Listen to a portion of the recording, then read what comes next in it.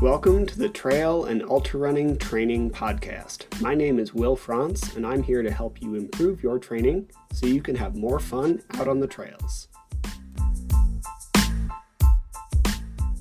Today, I want to talk about consistency and what that really means. A lot of the time when you're looking at training or anything really, you're going to hear that the biggest key is to be consistent.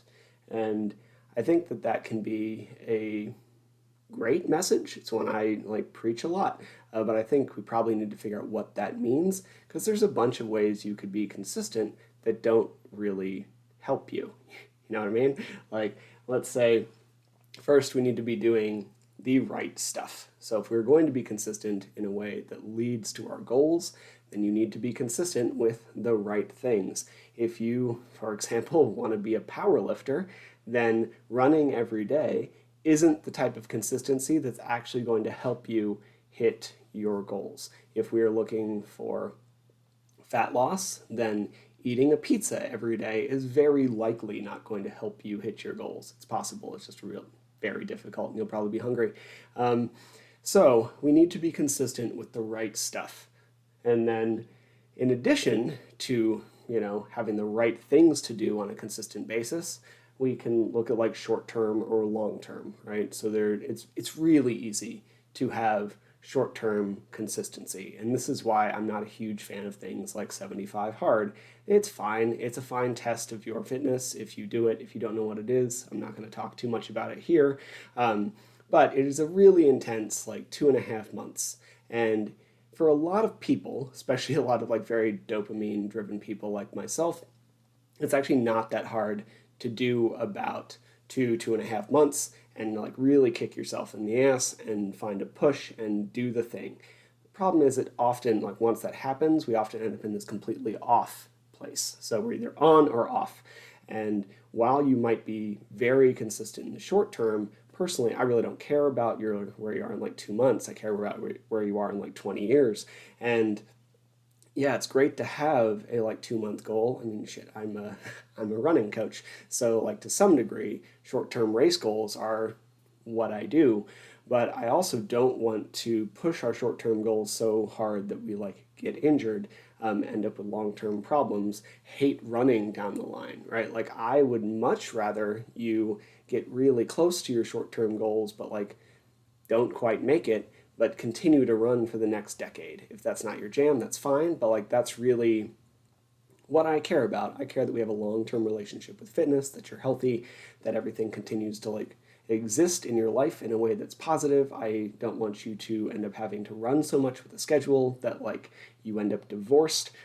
All of these things, these are things that happen when we get very myopically focused and very, very consistent short-term, but have no long-term vision. So short-term consistency, very important, not as important to me at least, as long-term consistency, which is what we'll talk about next. So yes, if you hit something every day of the week for a month, you will see lots of progress. If you do that for only a month and then the other 11 months of the year, you do nothing in terms of your goal, you will not actually make progress in the long term. So let's talk about my last 2 years, because I like to use myself as an example. I don't want to call anybody else out. For me, I really fell in love with running a couple years ago, and I got into it, and especially in the trails, and then I trained really hard for a race last year, openly more than I should have done if I cared more about athletics than coaching, but still was consistent, didn't lose the love of it. Had a bit of a fall off at the end, but was really stoked to get back into it in January. And then for the past 8 months, I have been battling nothing but just endless asthma attacks when I try to go run or do anything cardiovascular. So for a lot of people, if you end up with an injury, you can keep your cardio up by biking or stair stepper or the elliptical or swimming or whatever, right? Something cardiovascular is better than nothing when we're talking about maintenance. If you want to be a runner, eventually you need to run, but we can do a lot of work on something like a bike. There's a good amount of crossover when it comes to your heart and your lungs.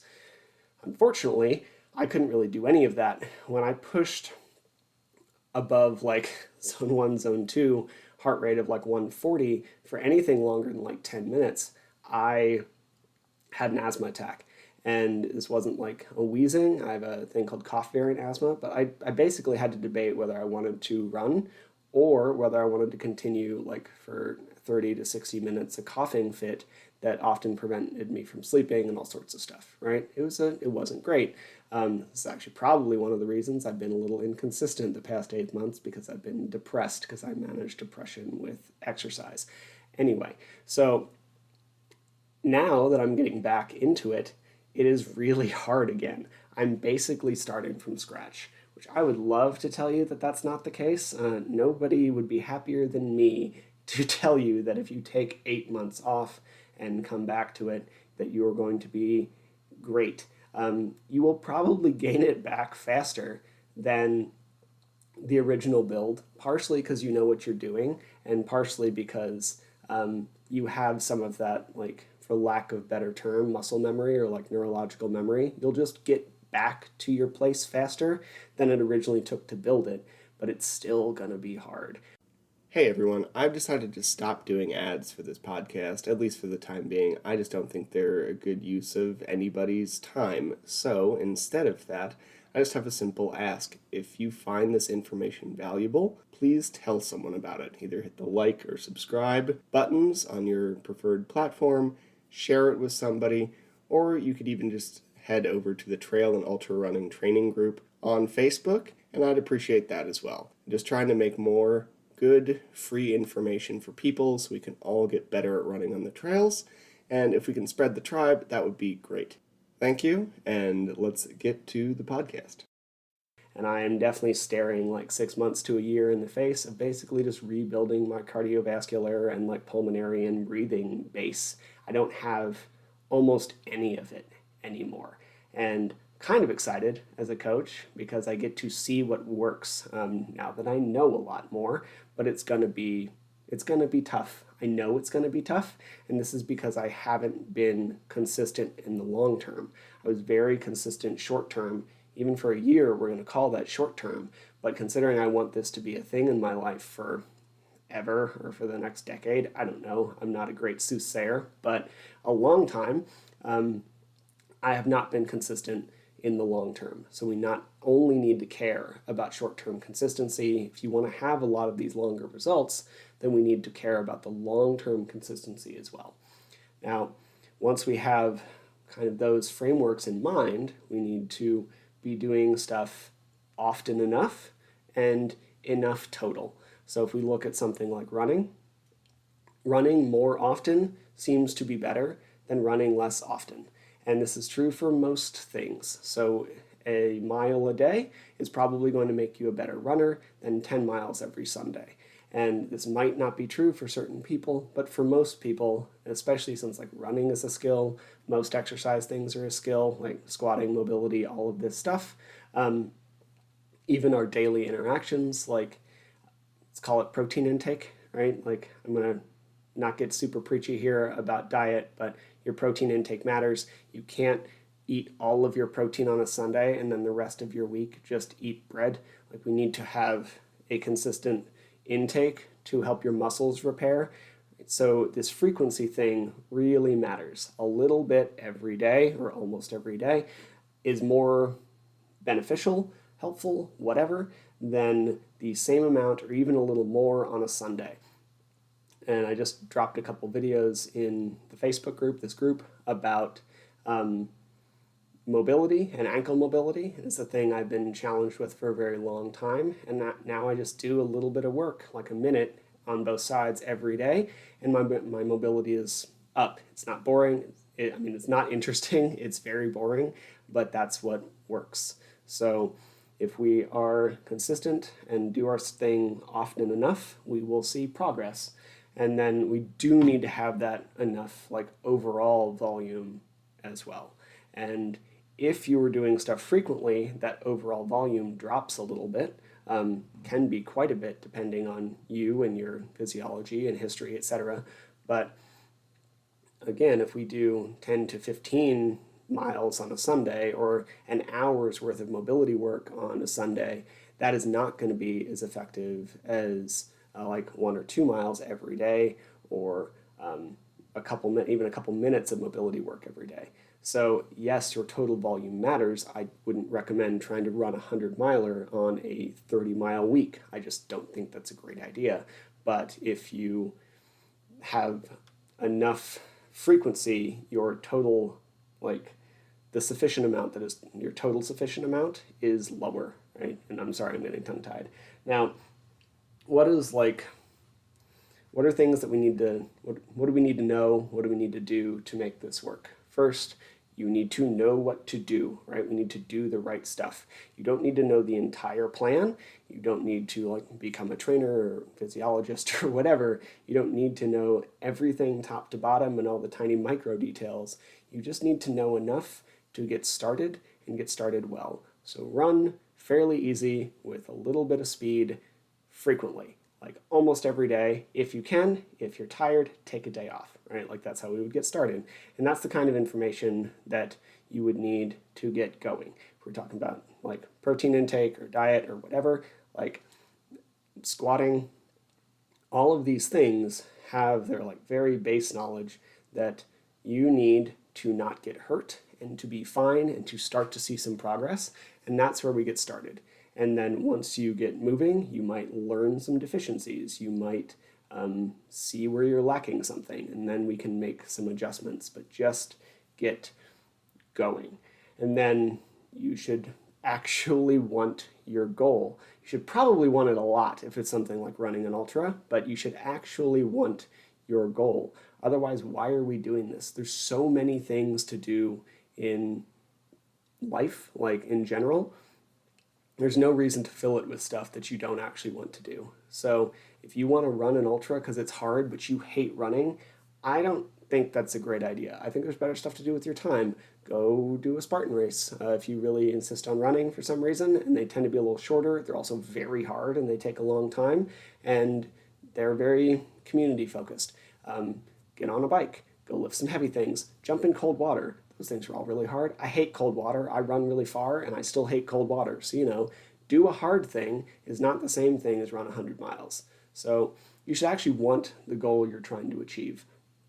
You should also actually enjoy the process, or else we're going to end up in that on-off, short-term, long-term dichotomy again. So you should probably want it even more than a lot. If you want your goal a lot, you should probably like the process even more than that, because the process is what's going to really matter. I like this phrase I heard from Tim Ferriss. I'm going to quote him again later. That feels really weird. That try and pick a goal that you would try and pick a goal that is worth pursuing even if you failed, right? Like there's this thought that you'll often hear of what if you succeeded, or what if you could succeed, or aim high, right? And I think that is a great notion, but we could also say like pick a goal that's worth pursuing even if you knew you were going to fail, because that is going to lead you to something that you definitely want to do, that is going to fill your days with something positive that will make you grow, right? So this is a thing that, like, from, let's use a weightlifting term, right? Like I know I'm never going to get a 500-pound squat. I don't want to put the work in, whatever. But if I were to pursue that goal, I would get stronger legs. I'd be stable, like we'd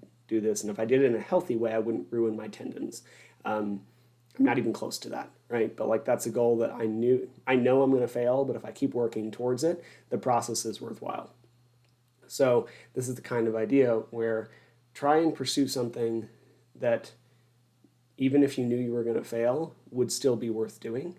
And that will help you pick something that will actually help you enjoy the process. Now, a little more practical stuff, it actually has to fit into your life. Like there's only 24 hours. I guarantee that for almost anybody watching or listening to this, like there's other stuff in your life that's more important than running.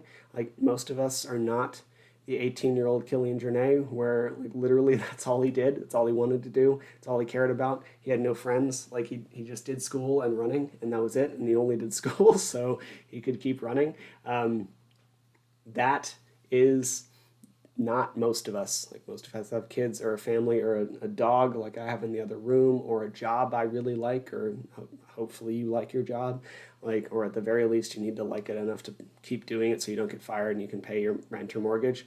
Like we all have priorities that often come above our activity, and that is okay. And I hate when people try to like guilt you into reprioritizing things that, you know, aren't actually that big of a priority in the grand scheme of things. Food, shelter, water, air, like these are things we need. Whereas running, like it's great and I really love it and I hope you do too. And I really think you can fit it into your life. It's a priority. Most of us spend way too much time on like social media and these like phone gizmos, myself included. And we could not do that for half an hour a day and instead run. And that would allow running to fit into your life.